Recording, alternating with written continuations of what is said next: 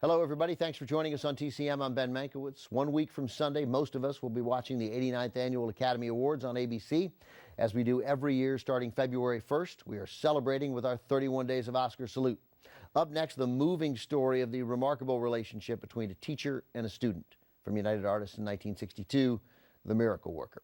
Patty Duke is Helen Keller, who at just 19 months contracted a disease that left her deaf and blind. Her family hired Annie Sullivan, played by Anne Bancroft, as Keller's teacher and companion. Sullivan was also visually impaired, and her goal was to teach Helen to communicate and interact with the outside world to her fullest ability in meaningful ways for her.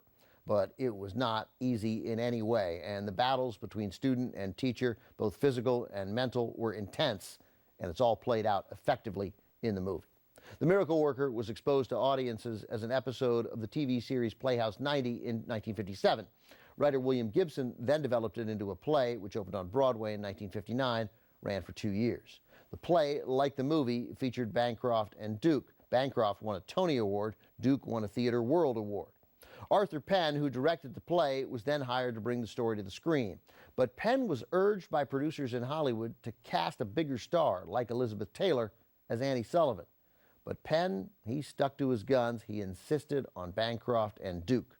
The results were memorable. Bancroft won the Best Actress Oscar. Patty Duke won for Best Supporting Actress. From 1962, also with Victor Jory and Inga Swenson as Helen's parents.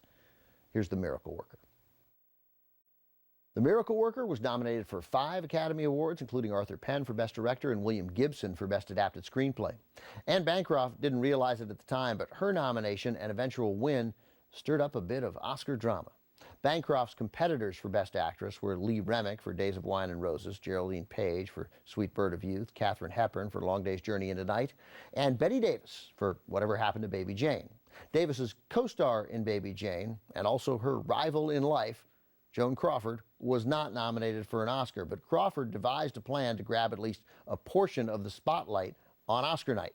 She contacted each of the other nominated actresses and let them know in the event they couldn't attend, she'd be happy to accept the award for them. Well, as it happens, Anne Bancroft was appearing in a play on Broadway on Oscar night, and when Bancroft won, it was Joan Crawford triumphantly taking the stage on Bancroft's behalf to accept the Oscar in front of Bette Davis.